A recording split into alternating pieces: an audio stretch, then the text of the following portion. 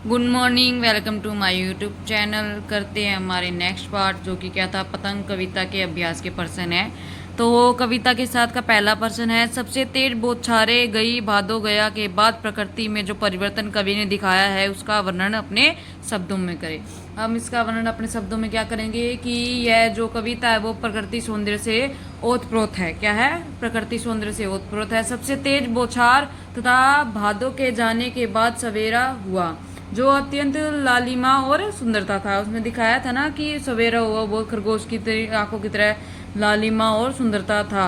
ठीक है, वह सवेरा खरगोश की आंखों के समान लाल रंग का था। ये मैंने बताया ना भी किस समान था, लाल रंग का था, लालिमा आ गई थी। तो फिर क्या कहते हैं कभी कि शरद ऋतु अर्थात उजाला अनेक अनेक बौछारे पर झाड़ियों को चिरता हुआ गया। क्या हुआ? झाड़ी को चिरता हुआ गया। कवि ने शरद ऋतु का मानवीकरण करते हुए कहा है कि शरद अपनी चमकीली साइकिल पर सवार होकर घंटी बजाता हुआ आया है। ठीक है, उसने चमकीले संकेतों के द्वारा पतंग उड़ाने वाले बच्चों के समूह को अपने पास बुलाया। अपने चमकीले संकेतों और सौंदर्य से उसके आकाश को इतना मुलायम और सुंदर बना दिया जिसमें पतंग उड़ सके। साथ ही संसार का पहला पतला कागज बास की कमानी और रंग बिरंगी वस्तु उड़ सके। जब बच्चे के रंग बिरंगे पतंग आकाश में उड़ने लगे तो चारों ओर सीटियां और किलकारियां होने लगी।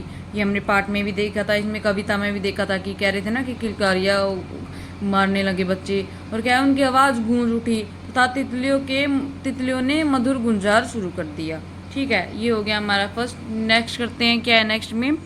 सोच कर बताए कि पतंग के लिए सबसे हल्की और रंगीन चीज उस सबसे पतला कागज सबसे पतली कमानी जैसे विशेषणों का प्रयोग किया गया है।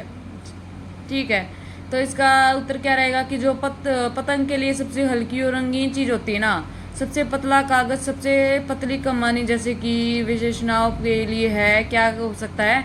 क्योंकि जो ये कविता है ये बाल सुलभ चेष्टाओं और उनके क्रियाकल्पों का चित्रांकन करती है। क्या करती है? बाल चेष्टाओं के उनके क्रियाकन का चित्रण करती है, जो कि बच्चों के मन का अत्यंत कोमल और हल्का होता है। ठीक है, बच्चों का मन कोमल अत्यंत हल्का होता है। और क्या कहते हैं कि वह शरीर में भी दुबला पतला कोमल और चंचल होता है भाई। वह निश्चल होता है, और मतलब उसमें कोई स्वार्थ निश्चल होता है वो। ठीक है, और कोमल बच्चे की कोमल भावनाएं, कोमल शरीर, निर्छल मन, चंचलता आदि की अभिव्यक्ति के लिए इन विशेषणों का प्रयोग किया गया है। ठीक है, बस इन्हीं विशेषणों का प्रयोग गया है कि बच्चों का कोमल मन और ये चंचलता और ये स्वार्थहीनता वाला, बस और कुछ नहीं है इसमें। आगे क्या है? बिंब स्पष्ट करे। सबसे तेज बौछार गई भादो गया सवेरा, खरगोश की आंखों जैसा लाल सवेरा। शरद आया पुलों का पार करते हुए, अपनी नई चमकीली साइकिल तेज चलाते हुए, घंटी बजाते हुए, जोर जोर से चमकीले इशारों से बुलाते हुए और आकाश का इतने मुलायम बनाते हुए कि पतंग ऊपर उठ सके।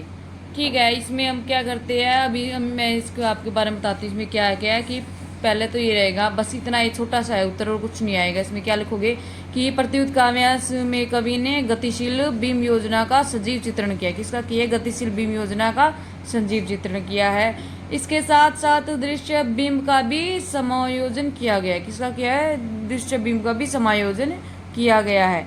नेक्स्ट क्या है? जन्म से ही वे अपने साथ लाते हैं कपास के बारे में सोचे कि कपास में बच्चों का क्या संबंध बन सकता है। क्या संबंध बन सकता है कपास का? कि क्या है? कपास से प्रकृति है जैसे निर्मल, सुकोमल, निश्चल और चंचल होती है। मतलब निश्चल होती है ना, वो चंचल होती है। उसी प्रकार से बच्चे भी निश्चल होते हैं और चंचल होते हैं, और कोमल होते हैं।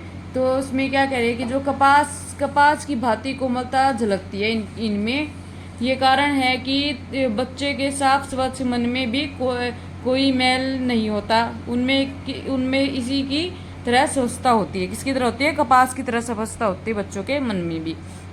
नेक्स्ट क्या है? पतंग के साथ साथ वे भी उड़ रहे हैं, बच्चों का उड़ान से कैसा संबंध बनता है? बच्चों का उड़ान से कैसा संबंध बनता है? इसमें क्या करेंगे हम जैसे कि पतंग बच्चों की कोमल भावनाओं का प्रतीक है, इसलिए पतंग के साथ बच्चों का अटूट संबंध है, ये लिख सकते हैं। और कह रहा है कि असीम आकाश में उड़ती रहती है पतंग, जैसे हिलारो लेते हैं, ठीक है, मतलब हिलती रहती है ना पतंग, तो वैसे बच्चे का मन भी हिलोरा लेता हुआ प्रतीत होता है।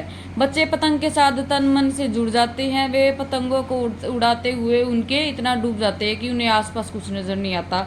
इस प्रकार बच्चों का उड़ान से गहरा संबंध होता है, ठीक है। नेक्स्ट क्या है 6th में, निम्नलिखित पंक्तियों को पढ़कर प्रश्नों का उत्तर दीजिए।